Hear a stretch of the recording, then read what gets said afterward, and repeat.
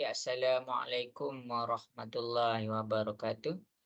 Jadi, cikgu macam biasa akan tunjukkan cara penyelesaian nak bantu kamu dalam menyelesaikan homework. Okey, jadi boleh tengok satu-satu macam mana cikgu selesaikan. Okey, kita pergi kepada soalan akas, songsangan dan kontrapositif. Okey, dekat sini ada beberapa soalan, satu, dua, tiga, empat. Jadi cikgu akan tunjukkan soalan B. Cikgu nak kamu faham satu benda. Cikgu akan tunjukkan cara penyelesaian soalan B. Okey, tengok cara cikgu selesaikan. Lepas tu, cikgu nak masing-masing cuba buat. Okey, jadi B, jika M. Ini adalah pernyataan. Mula-mula sekali kita kena tahu ini adalah ayat bagi pernyataan. Untuk pernyataan, apa fungsi pernyataan ni? Formula dekat sini. Okey, cikgu buat P. P ni untuk pernyataan. Jika P, maka Q. Jadi, apa yang kita boleh faham daripada pernyataan, kita boleh dapatkan maklumat tentang P dan kita boleh mendapatkan maklumat tentang Q. Jadi soalan kita dekat sini, P kita adalah jika 5M ialah nombor genap. 5M ialah nombor genap. Q, untuk Q. Q tu apa? Q ni selepas datang daripada perkataan marker. M ialah nombor genap. M ialah nombor genap. Jadi kita tengok ni macam mana nak selesaikan. Okey, untuk akas, formula dia adalah jika Q dia mula dengan Q, maka P. Okey, kita tengok. Jika apa Q kita? Q kita M ialah nombor genap. Jika M ialah nombor genap. Jika M ialah nombor genap. Besar pula dah. Tapi tak apa. Maka, cikgu buat pula. Maka P, iaitu P, 5M ialah nombor genap. Ini sahaja. 5M ialah nombor genap. Ini cara kita nak selesaikan. Ini adalah cara nak selesaikan dia. Sebab apa? Sebab dia punya warna merah ni dia punya formula. Jika P maka Q. Untuk songsangan tu macam mana pula? Untuk songsangan dia ada penafian. Maksudnya jika penafian P, maka penafian Q. Jadi macam mana kita nak tulis? Jika P kita 5M. Jika 5M bukan, cikgu menafikan dia, bukan nombor genap. Cikgu menafikan dia. Jika M bukan nombor genap. Maka, kita tulis, maka M bukan nombor genap. Itu cara dia. Maka M bukan nombor genap. Dekat sini, kat mana cikgu menafikan dia? Cikgu menggunakan perkataan bukan dan bukan. Okey, untuk kontrapositif macam mana? Kita terbalikkan pula. Tadi kita mention penafian P. Sekarang kita mention penafian Q dulu. Jika menafikan Q, maka menafikan P. Jadi, kita punya jawapan adalah jika penafian Q, iaitu jika M bukan nombor genap, maka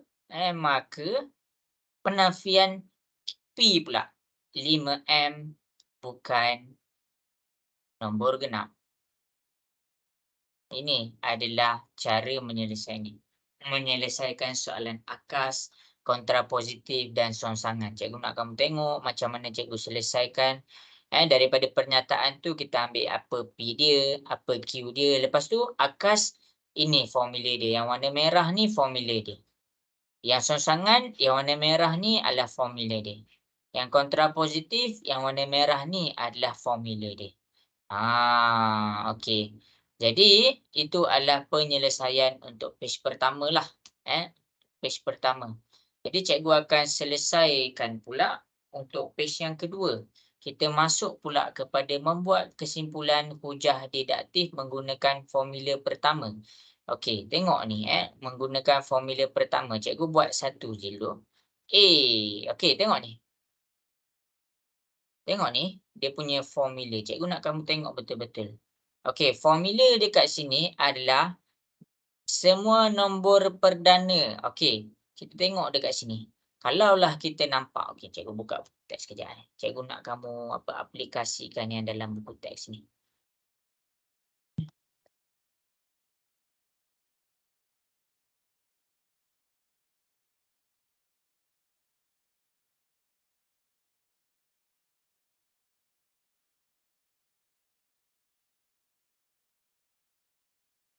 Penakkulan logik. Pergi terus buka dekat page yang terakhir. Dekat sini, dia terus bagi formula. Okey, jadi yang pertama sekali kita nak selesaikan apa? Yang pertama sekali dekat sini adalah kita nak selesaikan formula ni. Kita nak selesaikan formula ni. Semua A ialah B, C ialah A dan C ialah B. Jadi kita pergi balik kepada soalan kita. Okey, tengok ni cara nak buat kesimpulan dekat sini. Okey, tengok ni. Premis setelah daripada perkataan semua, maksudnya dia adalah A. Nombor genap. Nombor genap. Okey. Nombor genap ni dia bercakap tentang A. A adalah nombor genap. Itu cara dia. Kemudian ialah B. Boleh dibahagikan dengan 2. Tengok cara. Tak semestinya ada ialah, tak semestinya ada semua. Tapi kita boleh tentukan kat mana dia punya nak keluarkan dia. Okey, B dekat sini boleh dibahagikan dengan 2. Macam semua nombor genap ialah. Macam tak sesuai nak masukkan. Tapi kita nampak pembahagian daripada kedua-dua ayat tu. B ialah boleh dibahagikan. Dibahagikan dengan 2. Premis C pula. Premis kedua pula. Okey, kita tengok premis kedua. C ialah A. C 246. C adalah 246 ialah A. A tu kita dah cakap A ni nombor genap. Jadi kesimpulan dia apa? Kita ambil C iaitu 246 ialah C ialah B. B boleh dibahagikan dengan 2. 246 boleh dibahagikan dengan 2. Inilah kesimpulan dia. Jadi nak selesaikan ni, kita tengok kepada formula ni. Formula ni kat mana? Dekat buku teks. Okey, sama juga dengan soalan B, dengan soalan C, dengan soalan D. Dia terbalikkan sahaja. Tak ada apa-apa yang mengelirukan pun. Okey, cikgu pergi, cikgu tolong kamu dekat soalan B pula. Cikgu tolong kamu dekat soalan B. Masing-masing boleh tengok kepada soalan B. Cikgu tunjuk kat soalan B. Okey, B ni cikgu buat kat bawah. Semua. Semua. A tu apa? Kita tengok apa A dia. Lepas daripada ayat semua adalah A. Semua kun. Jadi dekat sini dia bercakap tentang A tu adalah kun. Nampak tak? Kenapa cikgu tak cakap mempunyai satu permukaan rata dan satu permukaan lengkung? Sebab kun tu dia adalah objek. Objek ni dia boleh bertukar. Kun ke dia boleh bertukar dengan bentuk-bentuk lain. Jadi maksudnya kita boleh pisahkan antara objek dengan subjek tu. Jadi yang mempunyai satu permukaan rata dengan satu permukaan lengkung ni adalah B. Sebab apa? Dia cakap macam ni. Kun ialah mempunyai satu permukaan. Cuma ni ayat tu tak sesuai untuk dimasukkan ialah. Jadi B dekat sini maksudnya apa? Mempunyai satu permukaan rata dan satu permukaan lengkung. Jadi C, tengok kita baca apa. C ialah B. Maksudnya premis kat sini adalah bercakap tentang C ialah A. Jadi C ni, kita tengok C ni apa? C dekat sini, kita tak jumpa kat premis nombor 2. Kita tengok. Mana lagi? Dekat kesimpulan ada mention tentang C. Jadi C ni apa? C ialah pepejal R. Jadi dekat sini premis nombor 2 kita bercakap tentang C ialah A. C ni adalah pepejal R. Ialah ialah A. A tu kon, pepejal R ialah kon. Ini jawapan dekat premis nombor 2. Inilah jawapan dia. Ni cara nak jawab dia. Okey, habis dekat sini, kita pergi pula kepada formula yang kedua, iaitu jika P maka Q. Tengok kat sini. Apa beza formula premis nombor 1 dengan formula nombor 2? Dekat sini dia tiada penafian. Itu sahaja. Kalau kamu nampak ada perkataan penafian ataupun dia guna perkataan tidak ataupun bukan, maksudnya kamu pakai formula 3. Kalau dia tak ada, silap. Formula dekat sini dia ada penafian. Tapi dekat formula kedua, dia tiada penafian. Penafian ni macam mana? Kita nak tengok penafian ni senang sahaja. Kita tengok dia ada tidak dan perkataan bukan. Jadi, kita tengok kepada latihan pengukuhan kita. Okey, kita tengok. Cikgu buat satu. Okey, A. Kita buat A. Masing-masing boleh tengok. Okey, jadi kita pergi kepada soalan tu. Kita baca.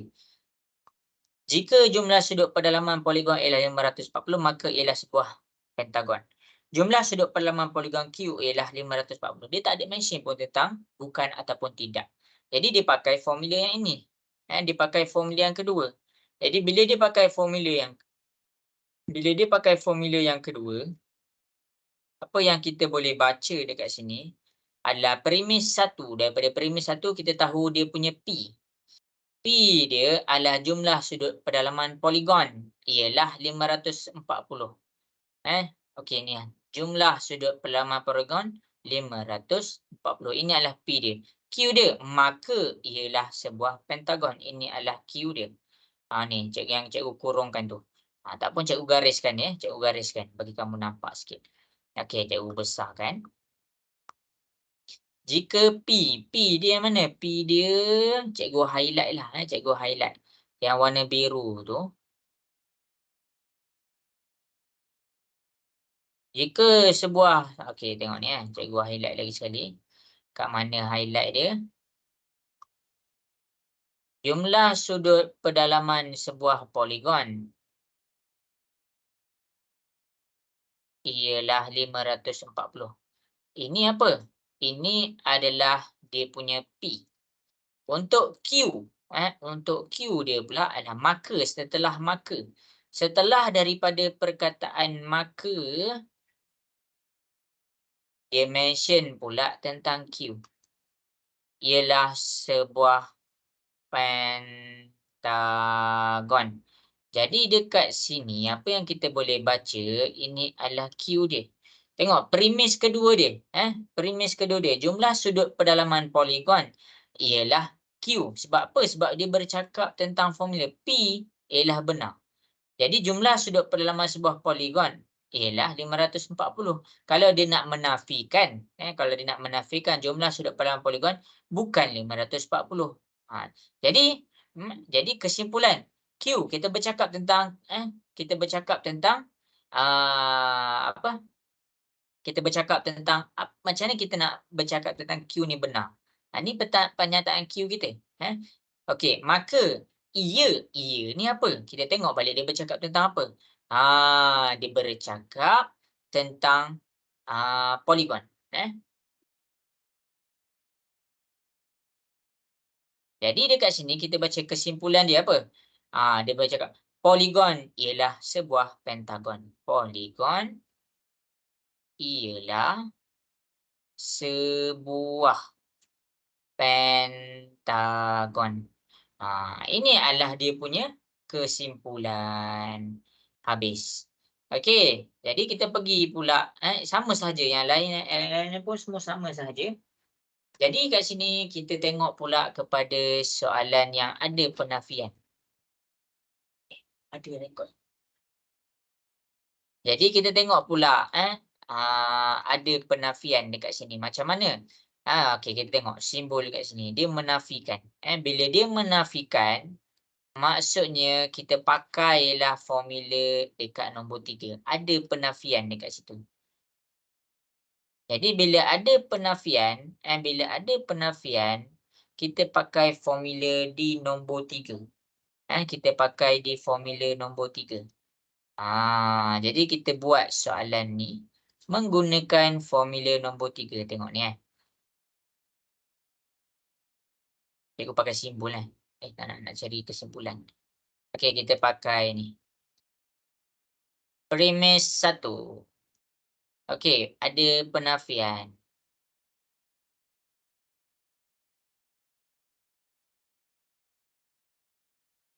Jika penentu bagi matriks M ia adalah sifar, maksudnya ini adalah P. Ini adalah yang cikgu gariskan ni. Ini adalah dia punya P.